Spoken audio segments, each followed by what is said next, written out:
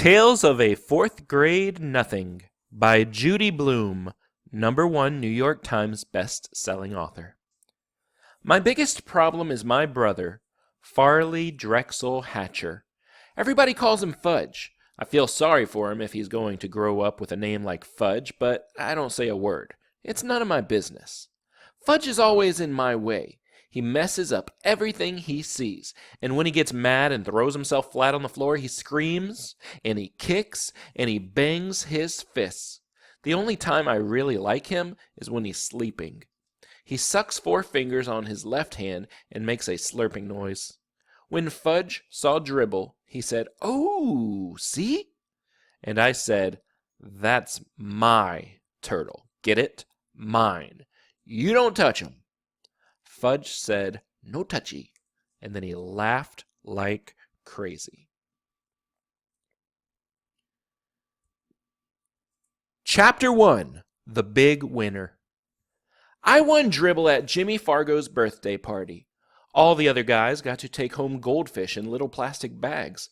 I won him because I guessed there were 348 jelly beans in Miss Fargo's jar. Really, there were 423, she told us later. Still, my guess was closest. "Peter Warren Hatcher's the big winner," Miss Fargo announced. At first, I felt bad that I didn't get a goldfish, too. Then, Jimmy handed me a glass bowl. Inside, there was some water and 3 rocks. A tiny green turtle was sleeping on the biggest rock. All the other guys looked at their goldfish. I knew what they were thinking. They wished they could have a tiny little green turtle, too. I named my turtle Dribble while I was walking home from Jimmy's party. I live at 25 West 68th Street. It's an old apartment building, but it's got one of the best elevators in New York City. There are mirrors all around. You can see yourself from every angle. There's a soft, cushioned bench to sit on if you're too tired to stand. The elevator operator's name is Henry Bevelheimer. He lets us call him Henry because Bevelheimer's very hard to say. Our apartment's on the 12th floor, but I don't have to tell Henry. He already knows. He knows everybody in the building. He's that smart. He even knows I'm 9 and in 4th grade. I showed him Dribble right away. "I want him at a birthday party," I said. Henry smiled. "Oh, man, your mother's going to be surprised." Henry was right. My mother was really surprised. Her mouth opened when I said, "Just look at what I won at Jimmy Fargo's birthday party." I held up my tiny green turtle. "I've already named him Dribble. Isn't that a great name for a turtle?" My mother made a face. "I don't like the way he smells," she said. "What do you mean?" I asked. I put my nose right down close to him. I didn't smell anything but turtle. So Dribble smells like turtle, I thought. Well, he's supposed to. That's what he is. "And I'm not going to take care of him either," my mother added. "Well, of course you're not," I told her. "He's my turtle, and I'm the one who's going to take care of him." "Yeah, you're going to change his water and clean out his bowl and feed him and all of that?" she asked. "Yes," I said, "and even more. I'm going to see to it that he's happy." This time my mother made a funny noise, like a groan. Ugh, ugh. I went into my bedroom. I put Dribble on top of my dresser. I tried to pet him and tell him he would be happy living with me, but it isn't easy to pet a turtle. They aren't soft and furry, and they don't lick you or anything, but still I had my very own pet at last. Later, when I sat down at the dinner table, my mother said, "I smell turtle. Peter, go and scrub your hands." Some people might think that my mother's my biggest problem. She doesn't like turtles, and she's always telling me to scrub my hands. That doesn't mean just run them under the water. Scrub means I'm supposed to use soap and rub my hands together. Then I've got to rinse and dry them. I ought to know by now. I've heard it enough. But my mother isn't my biggest problem. Neither is my father. He spends a lot of time watching commercials on TV. That's because he's in the advertising business. These days, his favorite commercial is the one about Juicio. He wrote it himself, and the president of the Juicio company liked it so much he sent my father a whole crate of Juicio for our family to drink. It tastes like a combination of oranges, pineapples, grapefruits, pears, and bananas, and if you want to know the truth, I'm getting pretty sick of drinking it. But Juicio isn't my biggest problem either. My biggest problem is my brother, Farley Drexel Hatcher. He's 2.5 years old. Everybody calls him Fudge. I feel sorry for him if he's going to grow up with a name like Fudge, but I don't say a word. It's really none of my business. Fudge is always in my way, though. He messes up everything he sees, and when he gets mad, he throws himself flat on the floor and screams. And he kicks, and he bangs his fists. And the only time I really like him is when he's sleeping. He sucks 4 fingers on his left hand and makes a slurping noise. When Fudge saw Dribble, he said, "Ooh, see?" And I said, "That's my turtle. Get it? Mine. You don't touch him." Fudge said, "No touchy," and then he laughed like crazy. Chapter 2, Mr. and Miss Juicio. One night my father came home from the office all excited. He told us Mr. and Miss Yarby were coming to New York. He's the president of the Juicio Company. He lives in Chicago. I wondered if he'd bring my father another crate of Juicio. If he did, I'd probably be drinking it for the rest of my life. Just thinking about it was enough to make my stomach hurt. My father said he invited Mr. and Miss Yarby to stay with us. My mother wanted to know why they couldn't stay at a hotel like most people who come to New York. My father said they could, but he didn't want them to. He thought they'd be more comfortable staying with us. My mother said that was about the silliest thing she'd ever heard. But she fixed up Fudge's bedroom for our guests. She put fancy sheets and a brand new blanket on the hide-a-bed. That's a sofa that opens up into a bed at night. It's in Fudge's room. Because that used to be our den. Before he was born, we watched TV in there, and lots of times Grandma slept over on the hide-a-bed. Now we watch TV right in the living room, and Grandma doesn't sleep over very often. My mother moved Fudge's crib into my room. He's going to get a regular bed when he's 3, my mother says. There are a lot of reasons I don't like to sleep in the same room as Fudge. I found that out 2 months ago when my bedroom was being painted.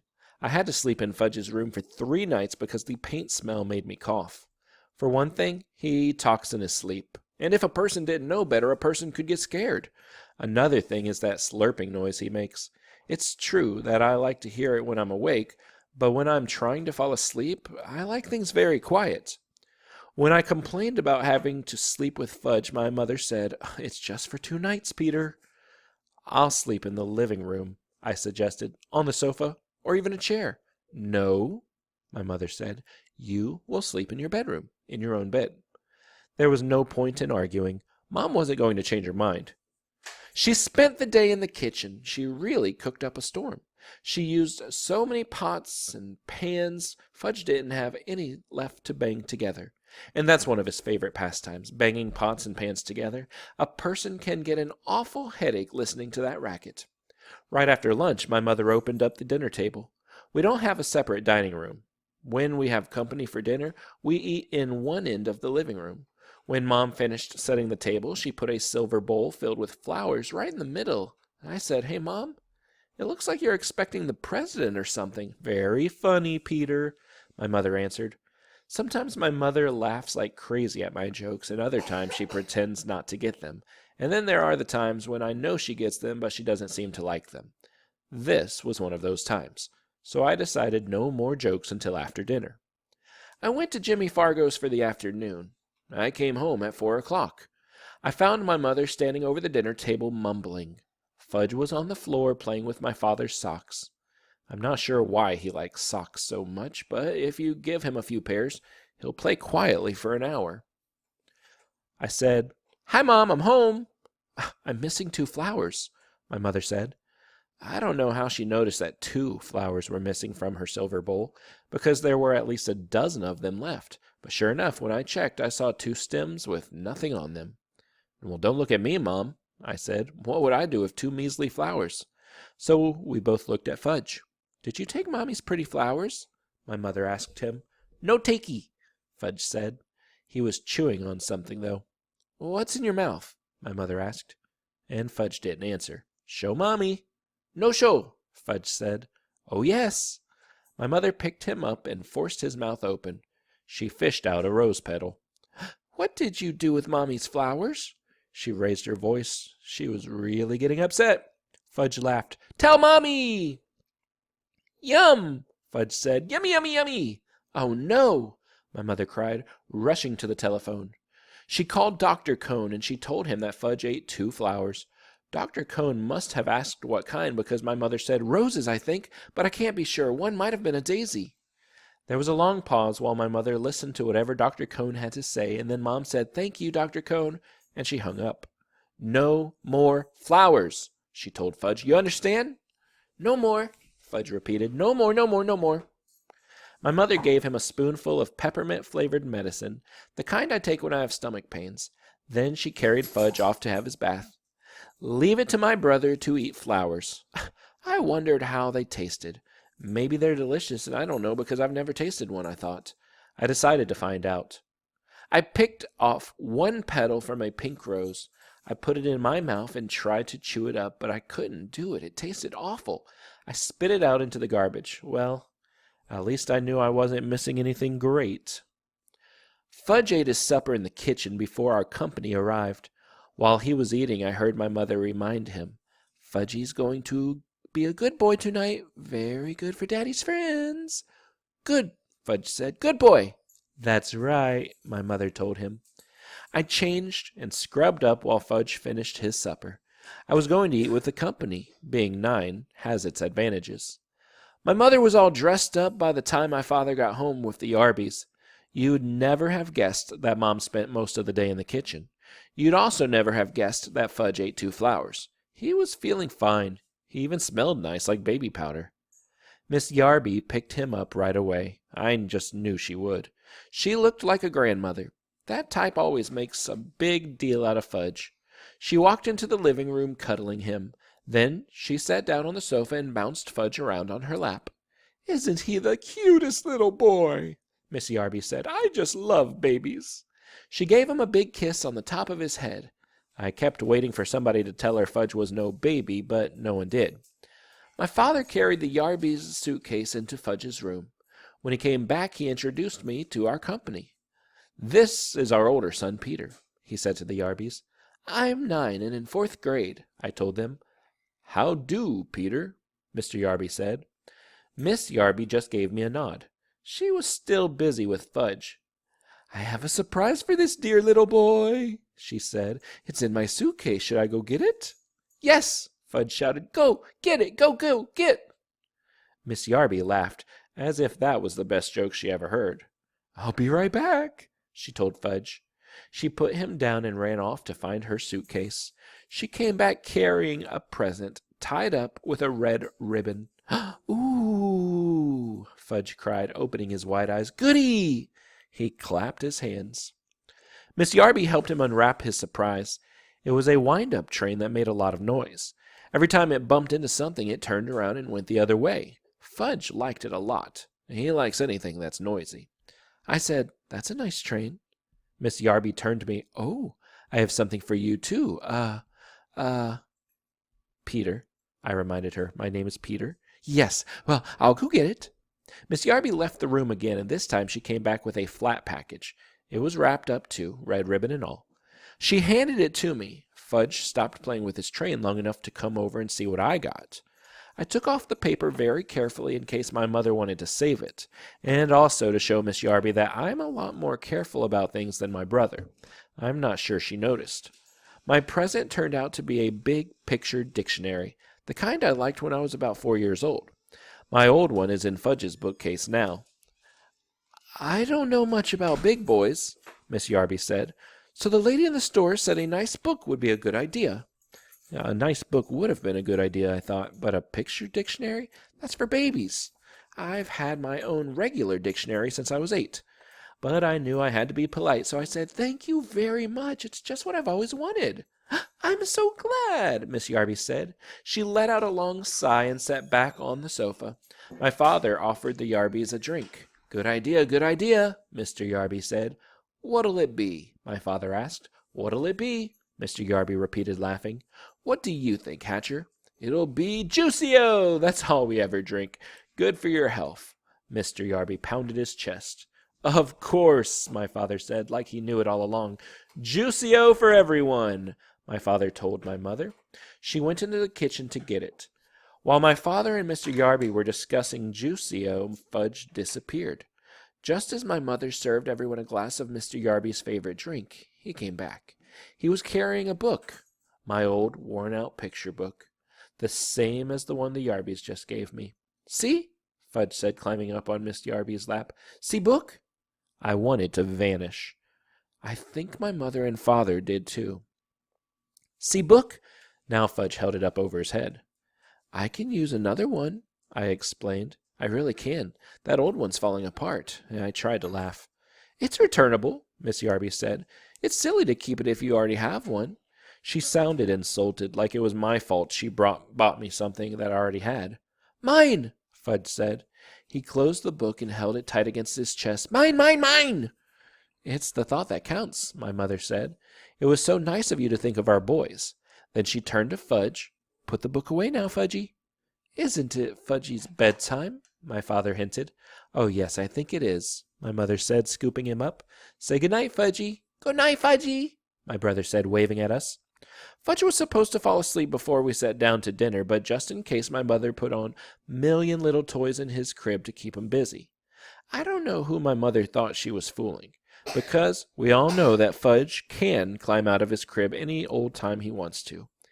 He stayed away until we were in the middle of our roast beef. Then he came in carrying Dribble's bowl. He walked right up to Miss Yarby.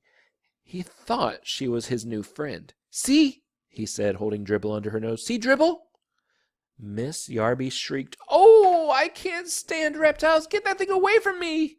Fudge looked disappointed, so he showed Dribble to Mr. Yarby. See, he said. Hatcher, Mr. Yarby boomed. Make him get that thing out of here. I wondered why Mr. Yarby called my father Hatcher. Didn't he know his first name was Warren? And I didn't like the way Mr. and Miss Yarby both called Dribble a thing. I jumped up. Give him to me, I told Fudge, and I took Dribble and his bowl and marched back into my room. I inspected my turtle all over. He seemed all right. I didn't want to make a big scene in front of our company, but I was mad. I was really mad. That kid knows he's not allowed to touch my turtle. Peter, my father called, come and finish your dinner. When I got back to the table, I heard Miss Yarby say, It must be interesting to have children. We never had any ourselves. But if we did, Mr. Yarby told my father, we would teach them some manners.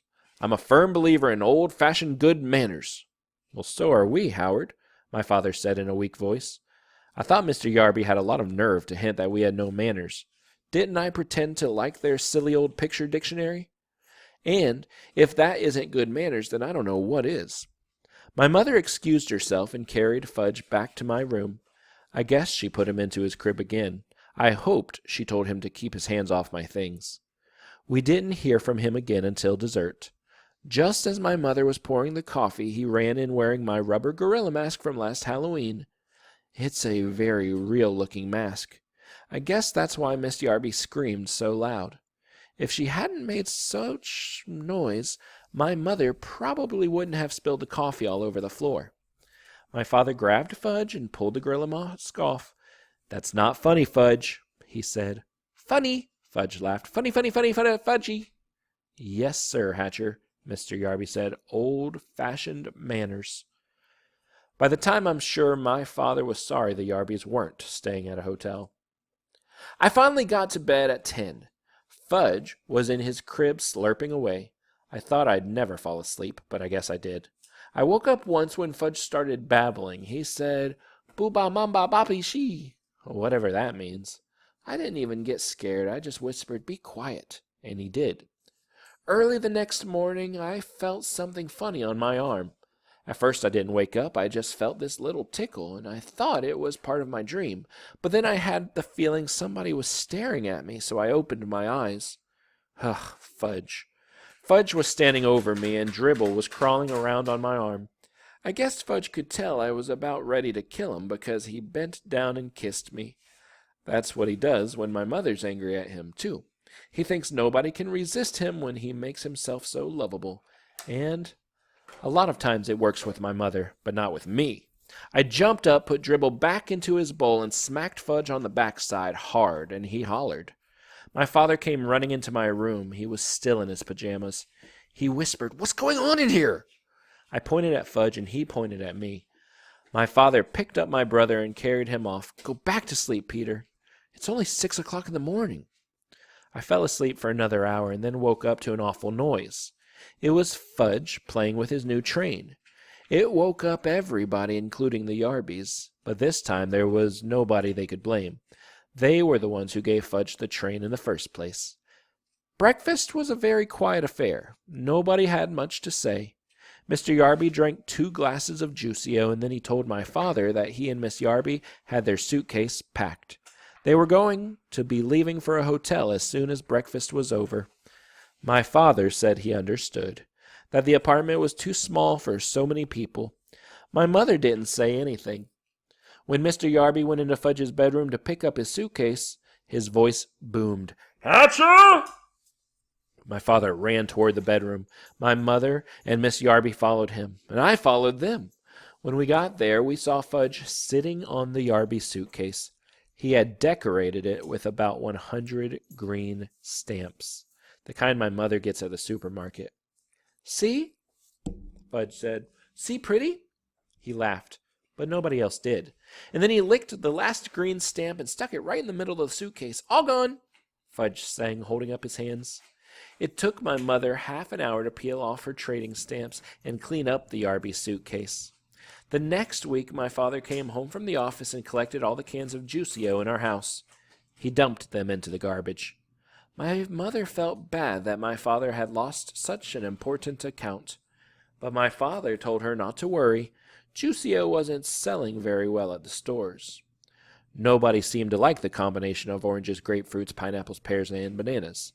"You know, Dad," I said, "I only drank Juicio to be polite. I really hated it." "You know something funny, Peter?" My father said. "I thought it was pretty bad myself."